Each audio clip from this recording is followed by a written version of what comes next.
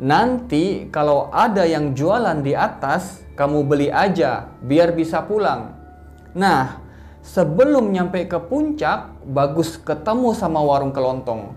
Nanyalah dia sama si ibu warung, "Bu, jual tisu nggak?" Pas tisunya udah dikasihin, bayarlah Bagus dengan uang 20.000 ke si ibu.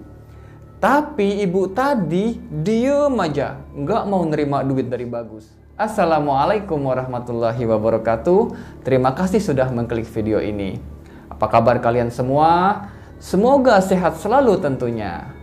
Baik, di video kali ini saya akan membagikan sebuah pengalaman pendakian yang jarang terjadi, yang dialami oleh Bagus ketika masuk ke Pasar Setan Gunung Sindoro dan sempat berbelanja di pasar itu.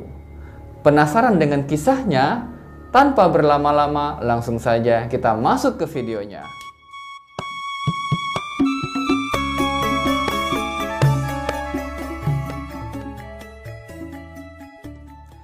Kejadian ini bermula ketika Bagus yang baru lulus dari sekolah menengah atas hendak mengisi liburan bersama temannya ke Gunung Sindoro di tahun 2017. Singkat cerita, setiba di basecamp Keledung Gunung Sindoro sekitar jam 7 pagi, setelah melakukan simaksi, mulailah mereka jalan dari basecamp menuju pos 1. Sebelum tiba di pos 1, Bagus berpapasan sama bapak-bapak petani yang lagi ngebawa kayu bakar. Di situ si bapak ngomong, "Mau naik ya mas?" "Iya pak." Lalu si bapak pesen, "Nanti kalau di atas ketemu pasar ada yang jualan, beli aja biar bisa pulang." Di situ Bagas berpikir, masa sih di gunung ada pungli atau preman yang maksa kalau jualan? Setahu dia, selama naik gunung belum pernah ketemu sama yang namanya preman. Lalu lanjutlah mereka jalan menuju pos 2. Setelah istirahat beberapa saat di pos 2, lanjutlah jalan menuju pos 3. Di pos 3 ini mereka ketemu sama pendaki yang lagi ngecamp. Di situ pendaki nanya ke Bagus, "Loh, kok bisa naik mas?" "Iya, emang kenapa?" kata Bagus. "Soalnya tadi jam 11 di basecamp Keledung ada yang meninggal. Jadi jalur pendakian sementara ditutup. Karena Bagus tadi berangkatnya jam 7 pagi, belum ada kejadian, jadi dia nggak tahu. Lanjutlah dia jalan menuju pos 4. Setiba di pos 4, karena cuaca udah mulai gelap dan udah menjelang maghrib, ngecamplah mereka di situ. Mereka ngediriin tenda, masak-masak, makan, lalu istirahatlah di situ untuk persiapan summit esok pagi.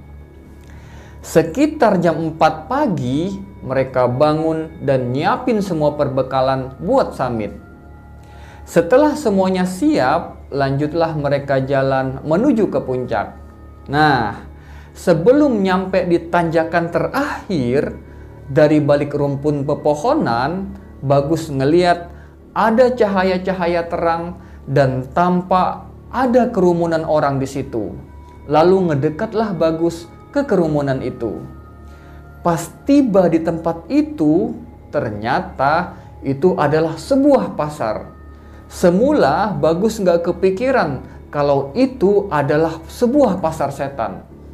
Cuman yang ngebuat dia bingung, pakaian orang-orang di situ semuanya make pakaian Jawa kuno.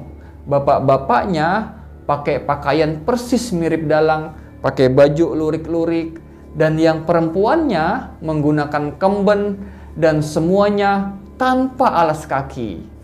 Bahkan yang lebih aneh lagi, semua mulut orang-orang di situ nggak ada yang bergerak dan nggak kelihatan kalau lagi ngomong.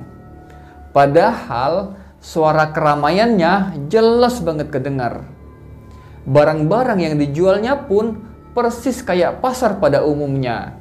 Ada sayur, ada ayam, dan segala macam kebutuhan rumah tangga ada di situ. Lalu jalanlah Bagus ngelewatin pasar itu. Nah, di situ dia ingat sama pesan bapak petani yang dia temuin kemarin di pos 1. Kalau ketemu orang jualan, beli aja daripada gak bisa pulang. Akhirnya, Bagus pun nyarilah pedagang yang jualannya bukan jenis makanan atau minuman. Karena di situ dia mikir, kalau dia beli makanan atau minuman, takutnya itu daging orang atau bangkai atau apalah gitu yang dijual. Sama juga kalau minuman, takutnya yang dijual itu racun atau air kencing atau apalah. Akhirnya dia pun nyarilah warung kelontong yang ada di situ. Pas udah ketemu sama warung kelontong, nanyalah dia sama si ibu penjaga warung. Bu, ada tisu nggak? Si ibu pun langsung ngambilin tisu dan ngasihin ke Bagus. Tanpa ngomong sepatah kata pun. Bagus pun nanya, berapa harganya bu? Lagi-lagi si ibu warung nggak ngomong sama sekali. Dia cuma ngasih isyarat dengan tangan kanannya. Oh, berarti 5.000 nih dalam pikiran Bagus. Karena Bagus nggak punya duit pas 5.000, dikasihlah sama dia 20.000. Di situ si ibu diem aja, nggak mau ngambil duit 20.000 punya Bagus. Lalu temannya Bagus pun ngambil uang 5.000 dari kantongnya. Nih aja Gus, pakai duit gua, kata temennya. Pas udah dikasih duit 5.000, barulah si ibu mau nerima duit tadi. Sehabis belanja tisu di warung tadi, pas Bagus noleh ke belakang mau ngelanjutin perjalanannya, tiba-tiba semua orang yang ada di pasar itu ngeliatin ke arah Bagus tanpa ekspresi sama sekali. Datar aja mukanya. Di situ Bagus kaget, gemeter, lalu dia ngomong ke temennya, udah jalan aja pelan-pelan, jangan noleh ke belakang. Pas lagi jalan mau ninggalin itu pasar, semua orang yang dia lewatin ngikutin dia dari belakang sampai ke ujung pasar. Akhirnya Bagas pun jalan aja terus, nggak noleh-noleh, sampai suara keramaian itu hilang dengan sendirinya. Dan kedengarlah suara azan dari HP-nya Bagus. Pas suaranya udah hilang, di situ Bagus lemes, nangis sambil mikir, gimana kalau tadi nggak bisa keluar dari pasar itu. Lalu lanjutlah mereka jalan menuju ke puncak. Selesai muncak, lanjutlah mereka turun kembali ke tenda yang ada di pos 4. Sekitar jam 4 sore, setelah beres-beres tenda dan siap-siap untuk turun, lanjutlah mereka jalan menuju ke base camp. Setiba di base camp, ceritalah Bagus sama penjaga base camp apa yang mereka alami tadi di atas. Di situ orang base camp ngomong, memang kata mereka, kalau di sini tradisinya pas lagi ada yang meninggal, mending diam dulu. Jangan diterusin pendakian. Tunggu sampai 24 jam, barulah lanjutin perjalanan. Misalnya ada kejadian jam 11 kayak tadi. Kita lagi ngecamp di pos 3. Ya diam aja dulu di situ sampai jam 11 besoknya, baru lanjutin perjalanan. Tapi karena Bagus nggak tahu dan nggak dapat informasi kayak gitu, dia pun jalan aja seperti biasa. Akhirnya kata orang base camp, yang penting alhamdulillah Mas nggak kenapa-kenapa dan bisa sampai ke base camp dengan selamat.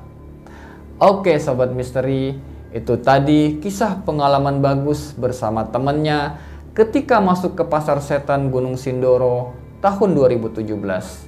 Mudah-mudahan kita bisa mengambil pelajaran dan pengalaman dari kisah Bagus ini. Dan jangan lupa ikuti juga kisah-kisah menarik yang penuh dengan pesan moral di video lainnya. Saya tunggu kalian di sana. Terima kasih juga buat kalian yang sudah mensupport channel ini. Semoga bermanfaat. Assalamualaikum warahmatullahi wabarakatuh.